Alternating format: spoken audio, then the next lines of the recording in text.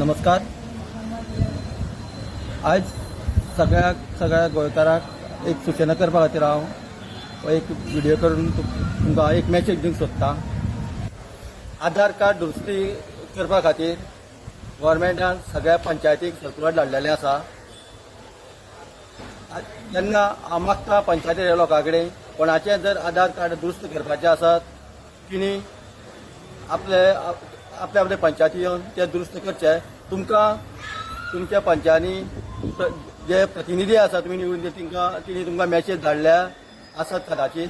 पूण हांव एक नागरीक हे दृश्यान तुमकां हांव सूचना करूंक सोदतां की आयज आमच्या BPK पंचायतीक 31 ते 11 तारीख पर्यंत आधार कार्ड दुरुस्तीचें काम आसतलें.